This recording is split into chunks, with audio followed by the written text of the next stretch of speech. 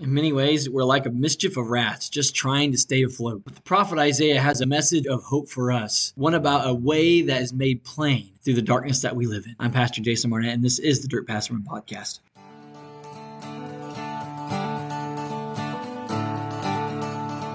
Journeying on this dirt path called life can leave you beaten, bruised, and defeated. Our hearts crave a reason to keep going, and our minds seek something to make sense of it all. This is why I explore the depths of the Bible to reveal Jesus as that hope and the one who holds our answers. This is a sermon podcast of my weekly sermon at the Ravenna Church in Nazarene, located in Ravenna, Kentucky.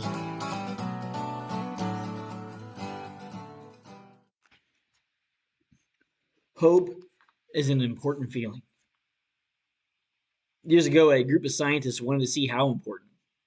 So they gathered two sets of lab rats. This is where I learned that a group of lab rats, or a group of rats at all, is called a mischief. Such an appropriate name for a group of rats.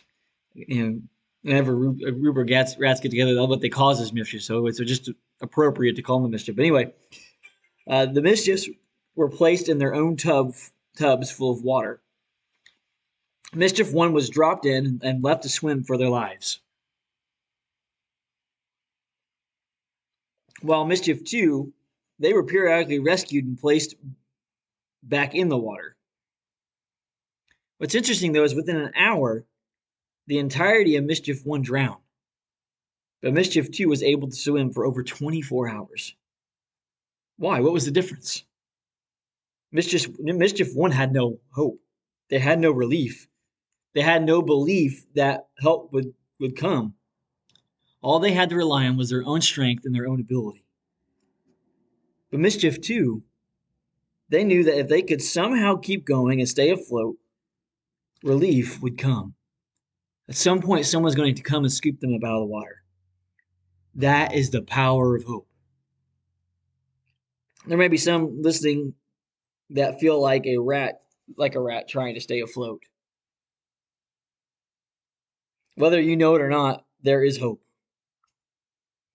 Some of them may be swimming, fully knowing there is hope, but it's hard to remember as the water rises around you. It's hard to remember when your body is feeling the cold and the numbness that the water brings. But the passage we will be looking at today reminds us that hope is available to us, that there's hope out there. So I'm going to read from Isaiah chapter 35, verses 1 through 10, which is really the entire chapter. The wilderness and dry land will be glad. Desert will rejoice and blossom like a wildflower. It will blossom abundantly and will also rejoice with joy and singing. The glory of Lebanon will be given to it. The splendor of Carmel and Sharon, they will see the glory of the Lord, the splendor of our God. Strengthen the weak hands and steady the shaking knees. Say to the cowardly, be strong. Do not fear. Here is your God. Vengeance is coming. God's retribution is coming. He will save you. Then the eyes of the blind will be opened and the ears of the deaf unstopped. Then the lame will leap like a deer and the tongue of the mute will sing for joy. For water will gush in the wilderness and streams in the desert. The parched ground will become a pool and the thirsty land springs. In the haunt of jackals and their lairs, there will be grass, reeds, and papyrus. A road will be there and a way. It will be called the Holy Way. The unclean will not travel on it, but it will be for the one who walks the path. Fools will not wander on it. There will be no lion there and no vicious beast will go upon it. They will not be found there, but the redeemed will walk on it, and the redeemed of the Lord will return and come to Zion with singing, crowned with unending joy. Joy and gladness will overtake them, and sorrow and sighing will flee. It's the word of God for the people of God. Thanks be to God.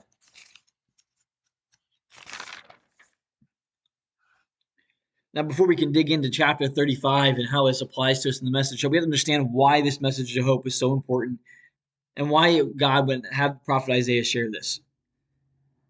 And you can kind of get an idea when you glance at Isaiah 34. And Isaiah 34 reveals a devastating prophecy. Destruction was coming, and it would be so complete that nothing would remain.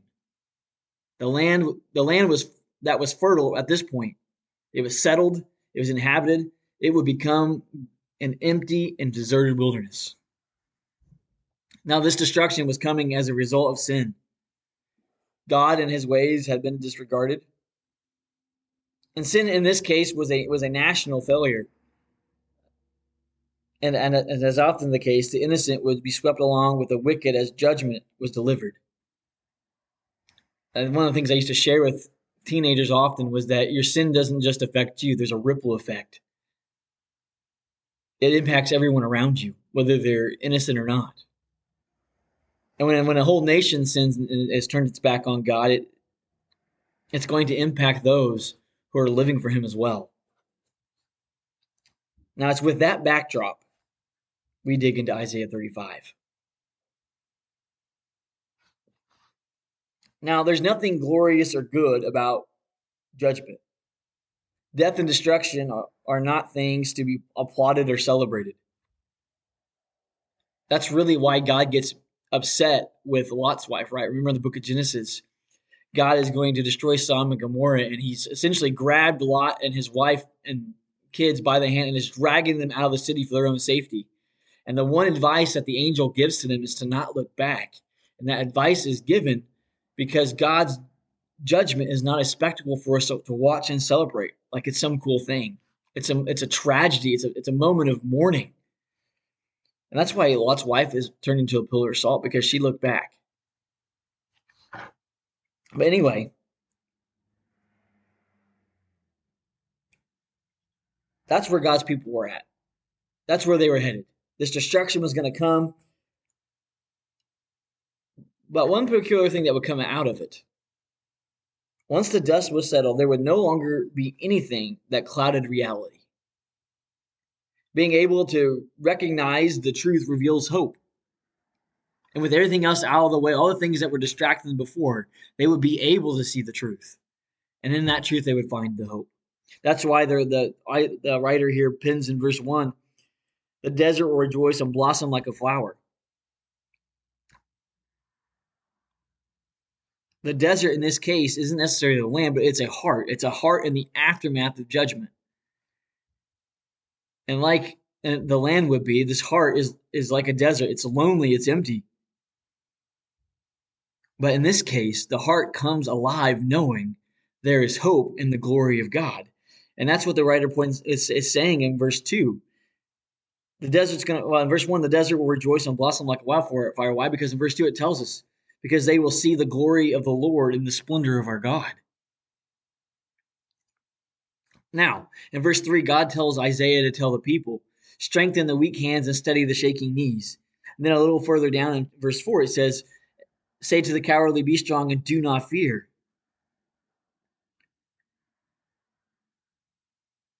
The fearful can find strength in knowing that God would come to save them. Fear would steal their hope and keep them from remembering this truth. That's why God tells the prophet to tell them, hey, calm those who are afraid. Fear robs us. Fear steals things from us. When we're afraid, we don't see things as clearly. We panic.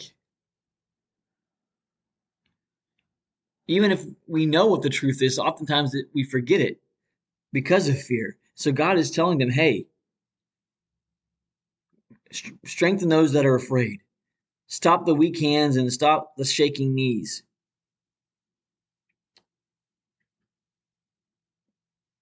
Know that God's coming to save you. Now, when the weak hands are strengthened and the knees made to stop shaking, God's glory can be seen. And God's glory will transform things. And so that when you move into verses 5 and 7, you begin to see what the glory of God does when it is seen and noticed and allowed to work, right? So first it tells us that the ears and eyes will be opened. The ears will be able to hear God's voice, and the eyes will see the need to heed his ways.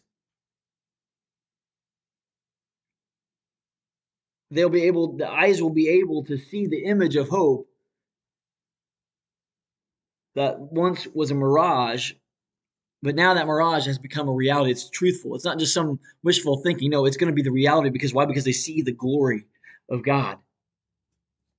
That's what's talking about here when it's talking about, let's see, that the eyes will be open, or the eyes of the blind will be open, the ears of the deaf will be unstopped, and the lame will leap like a deer, and the tongue of the mute will sing for joy.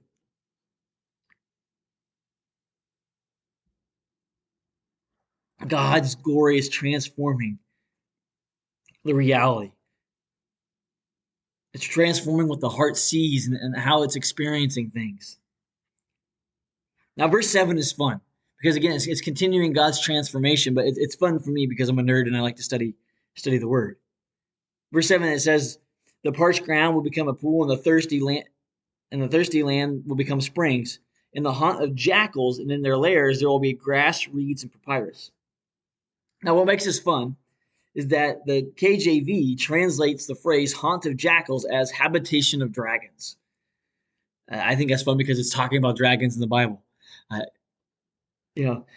again, I'm not sure why the KJV chooses that phrase or why the CDSB goes that way, because what makes this interesting, and again, what makes it fun for me, is when the word is used in other places, again, at least with the KJV, it's translated as sea monster, dragon, serpent, or other water-based creatures. So I'm not entirely sure why the CSB here decides to go with the word jackal. I'm not a Bible scholar. I don't know those things for sure, but for whatever reason they go with. But in the end, I don't think it really matters. The point that's being made in this verse is this land that had become desolate, that was a place for predators to go and rest, right, and make their home. That's what a jackal is. It's a predator, and definitely what we would imagine of dragons is that they were predators as well. But what once was only a place inhabitable for them is now a place where those full of hope can live and dwell. It's where they can survive because they have hope. So regardless, the point is that what once was an environment suitable for jackals or dragons is no longer that way. God has transformed it. Now, verse 8, it tells us, so that's what God's glory does. It transforms. That's what comes out of this. But this is what it also does. Verse 8 says, a road will be there, and a way, it will be called the holy way. The unclean will not travel on it, but it will be for the one who walks the path. Fools will not wander on it. That last phrase is saying the way is made plain. It's not saying that fools won't be there, which is true. Fools aren't going to be on this pathway because they aren't going to accept what's been made plain. But when it's saying fools won't wander it, it's because the path is that obvious. The directions on that path are plain to see and understand. Anyone who seeks this path will find it and be able to walk in it. That's what's being said here. So verse 8, this holy way, or the highway of holiness, it is a way made plain for everybody to see. It's not a secret. It's out in the open to be discovered. Now, verse 9 and 10 tells us, it says, this is the way of those who are redeemed. So this heart that was living in this lonely, empty place has now come to life because of the glory of God. God's glory has transformed it so the eyes could see, the ears could hear, the lame could walk, and the tongue of the mute will sing and joys. And the places were once considered uninhabitable. Now that heart can abide there because of God's glory has transformed the heart in that circumstance. And because the hope that comes with that, they're able to find this way that's been made plain because of that hope, and that they're led there. And this is now in verses 9 and 10, it's telling us this is the way of those who were redeemed. Theologian Gene M. Tucker defined the term redeemed as a term that comes from the realm of family law and refers to buying back someone from slavery, a person or property from debt. So people would get into debt and they would be forced to either sell themselves into slavery to pay back that debt, or they would be forced to sell their family property or their inheritance in order to fulfill that debt, which that goes against the laws of God's people. whatever land that they were given as an inheritance was meant to be their land. So someone would have to come back and redeem that land. But anyway, what's speaking of here is the redeemed are those who by faith recognize it as God who bought them back. It's God who renews their strength because of their hope in him. The way of the redeemed is the way of hope found in the holiness. This is the way to a life of rejoicing. That's what verse 10 alludes us to. If you're able to get upon this plain defined pathway, following, it's because of the hope of God and the strength that hope gives you from God. And once you're on it, once you have that strength and that hope, you will go on your way rejoicing and celebrating. Sorrow and sighing will flee because of the hope that you have in God. Now, what I do like about this is that that it doesn't promise us that following God is going to be easy. It does tell us there will be no beast there, and no vicious beast will go up on it. So there's not going to be a wild thing that will be able to stop you or destroy you. But that doesn't mean the way's not going to be easy.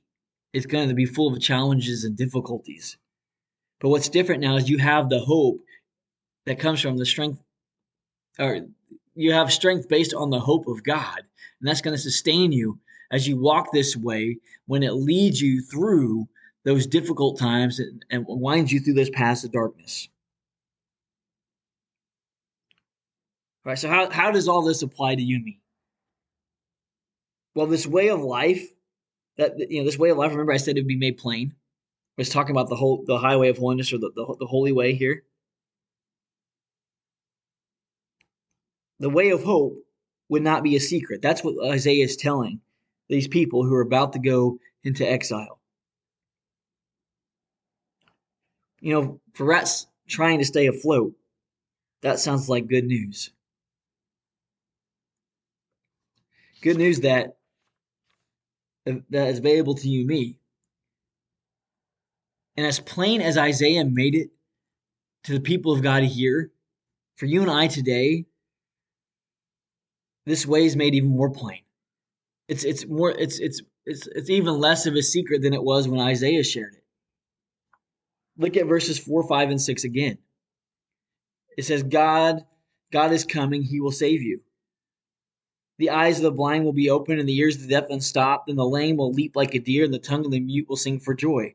For water will gush in the wilderness and streams in the desert. The parched land will become a pool, the thirsty land springs, and the haunt of jackals in their lairs. There will be grass, reeds, and papyrus. What I find interesting about those three verses right there is if you go and read in the Gospel of Matthew, there's an interesting scenario that takes place. John the Baptist, remember John the Baptist was to be the one that made way for Jesus to come. Jesus, he was going to prepare the way. He was going to go ahead of him preaching the gospel and doing a baptism of repentance. But at this point in the Gospel of Matthew, John the Baptist finds himself in prison. And after he's arrested, he seeks to verify that Jesus is the Messiah. He wants to know for sure. And so in Matthew 11, he sends a group to ask Jesus, hey, are you the one? And this is what Jesus responds. He says, the blind receive the sight, the lame walk, those with leprosy are cleansed, the deaf hear, the dead are raised, and the poor are told the good news. Jesus is telling John the Baptist, God has arrived. Jesus is pointing to John all the signs that verify that God has arrived. Similar to the very ones that are laid out in Isaiah 35, verses 5, 6, and 7. Jesus is saying the proof of my identity is plain for you to see.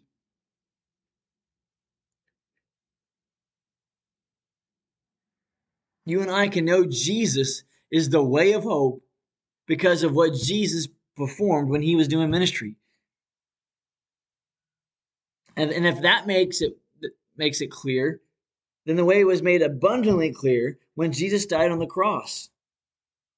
It was made clearer when he rose again from the dead. All that remains is when Jesus returns in a like manner to call the redeemed to himself. Now, for a mischief of rats trying to tread water,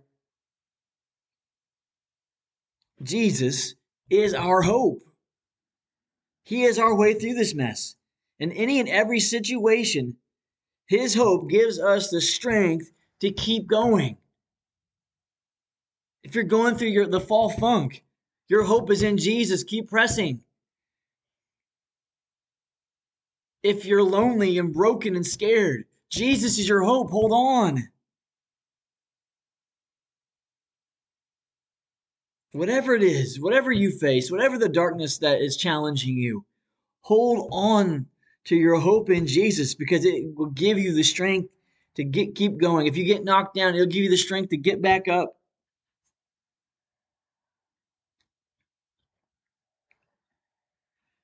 As I was getting ready for this message, I came across this quote from John Wesley, and it says, "You ministers of the gospel, comfort and encourage God's people who are now ready to faint." And those words of Wesley, they kind of echo what the writer of Hebrews had to say when they wrote, "Therefore strengthen your tired hands and weak knees, and make straight paths for your feet, so that what is lame may not be dislocated, but healed instead." Ultimately, what Wesley is saying and what the scripture is saying, ultimately my job from the pulpit is to share the good news of Jesus. And the good news of Jesus has the power to strengthen you with hope for each and every day, no matter what it is you're facing. If you're treading water while looking for hope, hold on to Jesus, because he's coming. Don't let go. Keep searching. You have made it to the pathway. You're on it. You're on that way made plain. So keep looking for him, and you will realize his hope will sustain you, and his hope will guide you. But keep holding on to that hope. If you know this already, but the water is getting to you, remember Jesus is coming. Hold on. It's because he lives. You and I can face any and every tomorrow. Jesus is our hope.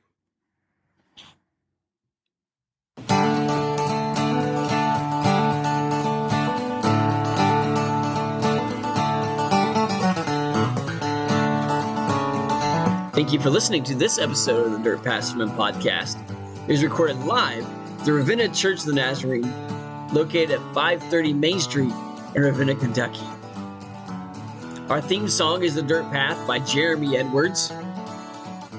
Be sure to visit thedirtpathsermonpodcast.com, where you can leave me a message, subscribe to the podcast, leave a review, and find daily devotional videos.